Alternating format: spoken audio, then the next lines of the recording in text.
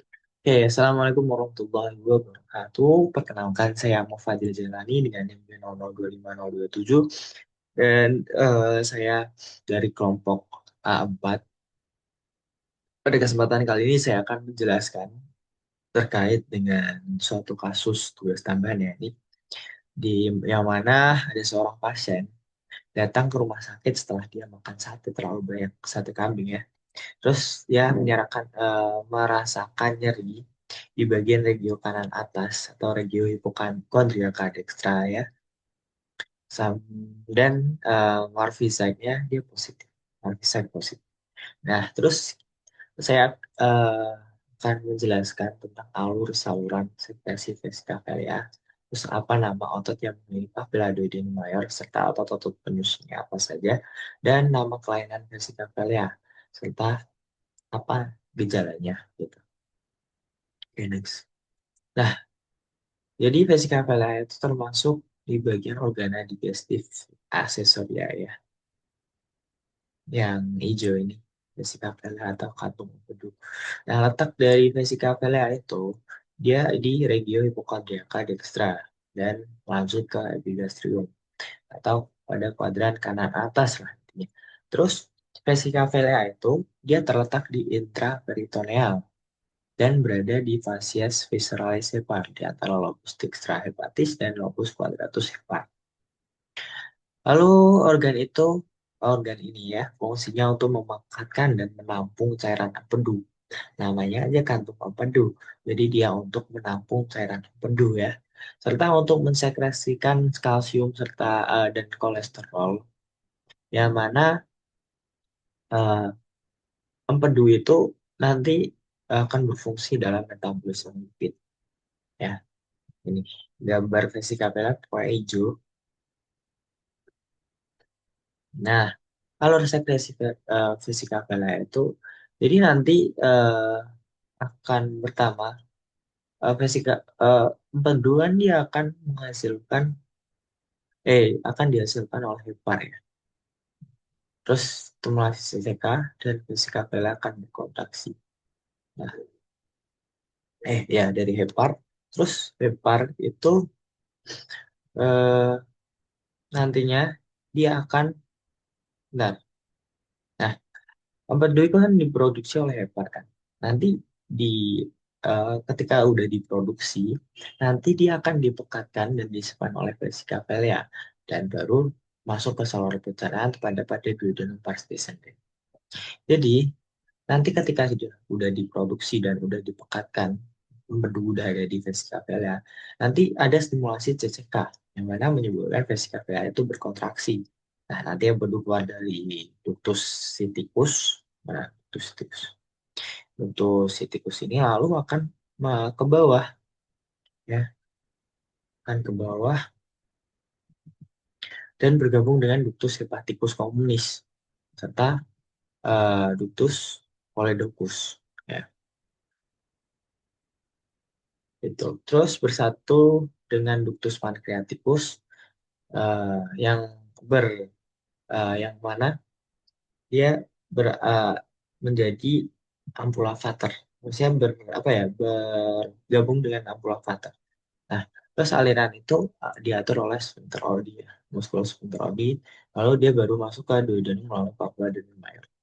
Nah, sphincter yang mengelilingi papilla duodenum mayor itu namanya sphincter Oddi.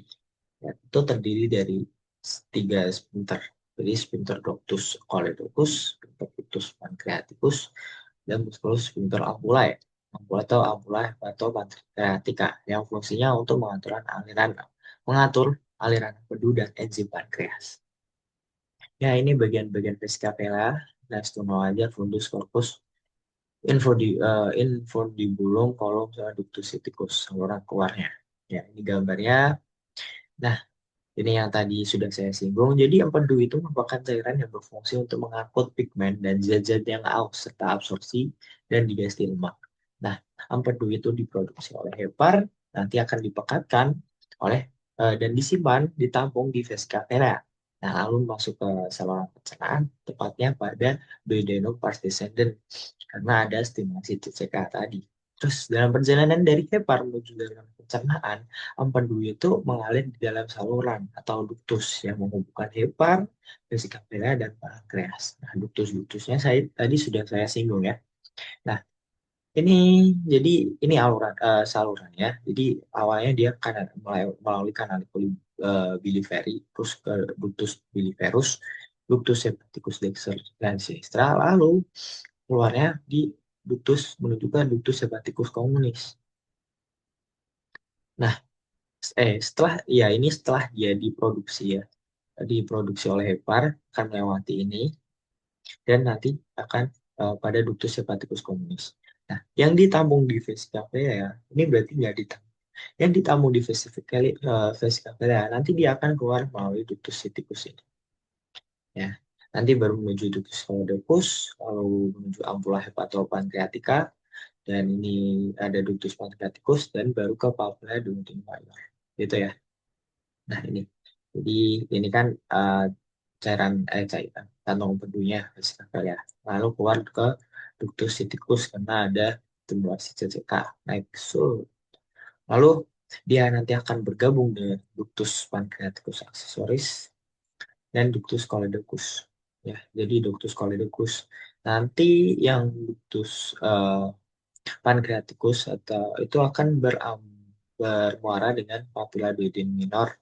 Kalau yang papilla duodenum mayor itu dimuarai oleh ductus pancreaticus.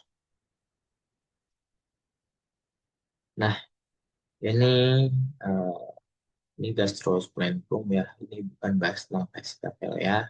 Ini juga hepar bukan. Ini gangguan ini gitu. Klinis vesicapel ya. Jadi eh di vesicapel ya itu nantinya kalau dia terjadi inflamasi, dia namanya adalah kolesitis sitis. Jadi semua yang titis itu adalah inflamasi atau peradangan. Terus ada kolangitis, itu inflamasi pada common bile duct-nya. Jadi di ductus biliarisnya di salurannya namanya kolangitis. Kalau kolesititis itu inflamasi pada vesika velanya. Kalau yang kolangitis dia pada ductus biliarisnya. Ya, terus ada kolelithiasis, atau gallstone. Jadi kolea, apa ya? Ya, batu di dalam vesika velanya. Itu namanya kolelithiasis. Atau ya gallstone. Gallstone berarti ya batu di dalam vesika velanya. Biasanya ya karena klasifikasi kolesterol ya, kebanyakan kolesterol ya nanti akan jadi batu di vesika velanya permukaan. Terus ada koledokolitiasis, itu batu di duktusnya ya, di salurannya duktus ya, di duktus biliarisnya tadi. Kalau inflamasi di duktusnya namanya kolangitis, kalau ada batu di duktus biliarisnya namanya koledokolitiasis gitu. Ya, mungkin itu saja yang bisa saya sampaikan. Bila ada salah kata, saya mohon maaf sebesar-besarnya.